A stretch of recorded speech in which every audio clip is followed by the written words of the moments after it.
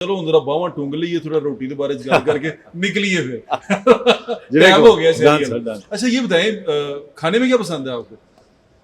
या मैं क्या पूछ लिया मैंने? खाने में तो कश्मीरी होने के नाते सब कुछ ही मुझे सब कुछ पसंद है और ख़ास तौर पे मतलब I enjoy all sorts of food. Italian I love, लेकिन देसी में मैं तो आपको पता ही है। पता क्यों पूछ रहा हूँ यार, इतने फिट रहते हैं आप। मैं हमेशा आपसे ये पूछता हूँ कि ये क्या चक्कर किया आप मेरे साथ बैठ के उस दिन आपने खाना खाया, दबा के खाया, मेरे से ज्यादा खाया माशाल्लाह, और फिर आप इतने फिट है। मेरी अम्मी कहती रही कि ओ देख अपना रेट दे। वो इसलिए है कि मुझे जब एक्चुअली मुझे पता होता है कि मैंने कब खाना है और कब नहीं खाना, हाँ तो मैं एहतमाम करता हूँ उस खाने के लिए जो मैंने खाना है, चाहे वो एक्सरसाइज हो, ये इस खाने उस रोटी की इज्जत है कि तुम ने भरपूर खाना है, लेकिन उस तो पहले उसकी प्रिपरेशन करनी।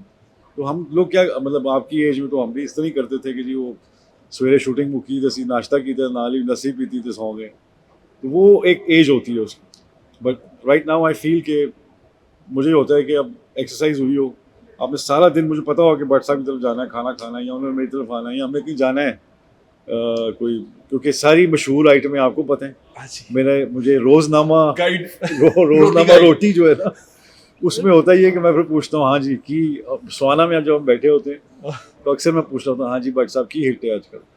भट्ट साहब वो जड़ा है वो एक चने वाला है, कमाल है। तो वो इसी तरह हम लोग, I like food, I love food, I am a foodie.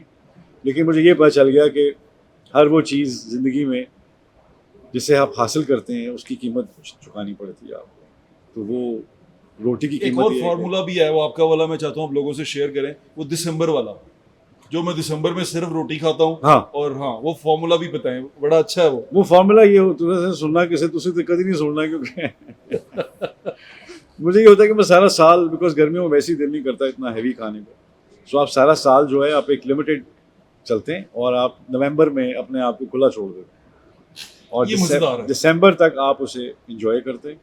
और जनवरी से फिर आप, क्योंकि आगे टी शर्ट सीजन फिर शुरू हो जाना, तो आपने 2 महीने आपके पास वापस आने।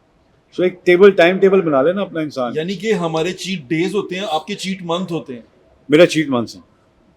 चीट मंथ्स यानी कि आप उन मंथ्स में तमाम सब कुछ खाते हैं। अच्छा वैसे भी उसके अलावा भी मैं सब कुछ खाता हूँ, लेकिन क्वांटिटी बहुत कम है।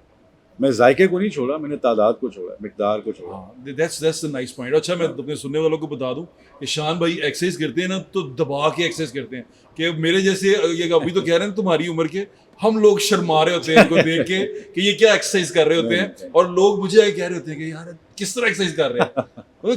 एक स्टेमिना है, एक चीज है, वो कैसे आपने मेंटेन रखी हुई है? बस वो एक तो आपको ये समझ आ जानी चाहिए कि ये जिस्म आपका वाहिद दोस्त है जिसने आपके साथ कब्र में जाना है, और अगर ये तकलीफ़ में हुआ या इसकी अगर आपने इज़्ज़त ना की या इसको अगर आपने पामाल किया किसी तरह भी, तो ये आपकी बुढ़ापा अखीर कर देगा आपका।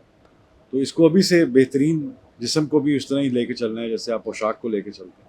जैसे कपड़े इस्त्री होते हैं वैसे जिस्म भी इस्त्री होना चाहिए। तो मुझे फ़ील होता है कि हम कम ध्यान देते हैं जिस्म की तरफ कि यार वो हो जाएगा, यार कर लांगे, यार कुछ नहीं होता। तो वो आई थिंक मैंने जितने भी आज तक ज़िंदगी में लोग एक्सरसाइज, हालांकि ज़िंदगी की इम्पोर्टेंट तरीन चीज़ है, मैंने हर आदमी को उसको एज एन एफर्ट करते देखा, उसको वे ऑफ लाइफ करते नहीं देखा। सो अगर आप अच्छी चीज़ें वे ऑफ लाइफ में अडेप्ट करते हैं तो वो आपको रिजल्ट्स देती हैं और आपको ज़िंदगी भर चलाती हैं। शानदार। अच्छा भाईजान अब जाते जाते एक आखिरी बात, ये वो बात है जो मेरे दिल में थी, मैं आपके साथ स्वाना में तो नहीं शेयर की लेकिन मैं करना चाहता था। मैं उसका इंटरव्यू देख रहा था जो हमारे शोएब खान साहब हैं, उन्होंने कहा कि शान के बारे में है कि शान छोड़ देगा या वो कर देगा, या शान पता नहीं हमें लिफ्ट कराएगा या नहीं कराएगा।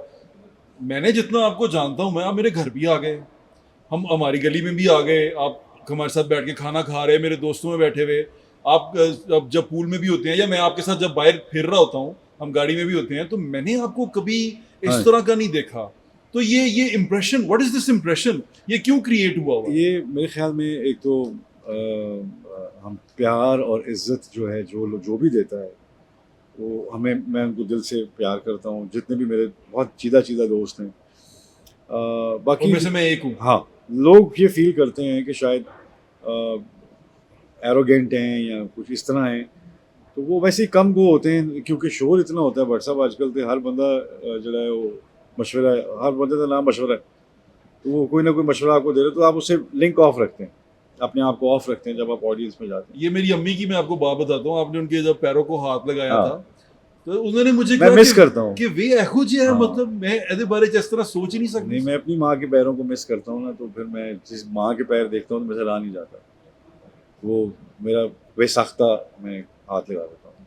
आपकी मम्मी के साथ आपका कैसा रिलेशन था? मेरा माँ और मेरी बाप दोनों ही हुए ना, मेरा गुरु मेरी माँ, मेरा प्यो। बाप तो 1 साल की उम्र में मेरे उनकी यादें, बातें, दोस्त, किस्से, कहानियाँ यही सुनी हैं, लेकिन माँ को मैंने हर रोज़ एक किस्सा लिखते देखा है, एक कहानी सुनाते देखा है, उसकी जुस्तजू देखी, उसकी उनकी उनकी इस दुनिया से जंग देखी। और अब मैं नेशनल ज्योग्राफिक देख रहा होता हूँ ना, तो मैं अक्सर, वो एक पोलर बेयर है, वो अपने बच्चों को लेके किस तरह मुसीबतों से लेके निकलता है, और हमें बेहतरीन दुनिया की चीज़ें दी उन्होंने, माँ बाप बन के। अल्लाह के बाद वही ज़मीन पे हमारा वसीला अल्लाह ने बनाया, अमेरिका पढ़ाया, HSN कॉलेज पढ़ाया, द बेस्ट ऑफ थिंग्स। तो अब हम खुद जब औलाद वाले बने तो हमें लगा कि ये तो बड़ा मेहनत किया, और इस तरह मम्मी ने किया।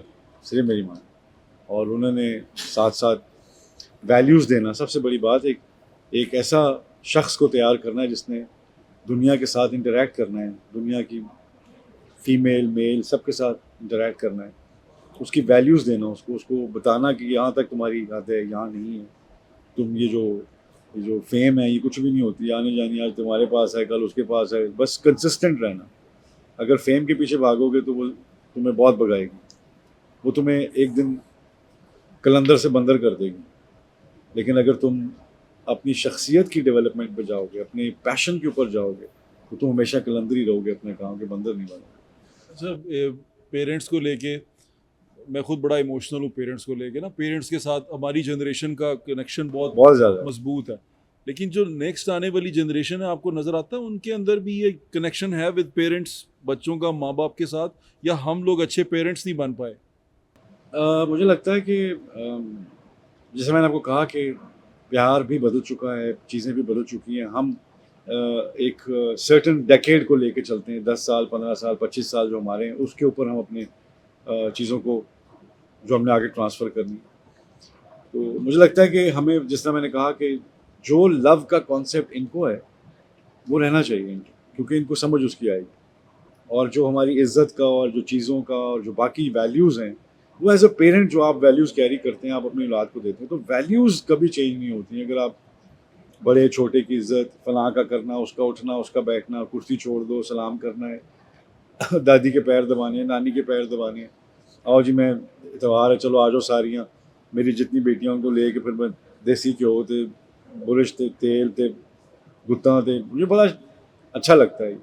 तो वो आप जैसे पेरेंट आप होते हैं, अगर आप सिर्फ टॉय ला के देने वाले पेरेंट हैं, तो फिर आप टॉय ला के देने वाले पेरेंट हैं।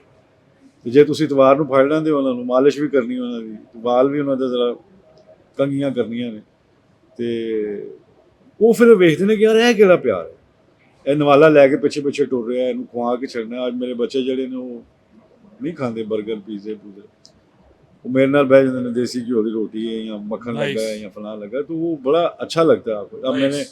मेरी कोशिश थी कि जो चारों को आदत है एक्सरसाइज की, जो एक्सरसाइज ना करें उन्हें नींदर नहीं आती, तो मुझे लगा कि ये अच्छी वैल्यूज़ मैंने इनको ट्रांसफ़र अल्लाह के हुक्म से कर दी हैं, जो कि आगे अल्लाह इनको इज़्ज़त दे, ज़िंदगी आमीन, दे, सेहत आमीन, दे, इनके नसीब अच्छे करे। नसीब अच्छे करे। आमीन। अच्छा, जाते जाते आखिरी बात हर बंदा पूछता है कि अपने फैंस के लिए कुछ कहेंगे। मैं आपसे कहना चाहता हूँ, अपने हेटर्स को कुछ कहेंगे?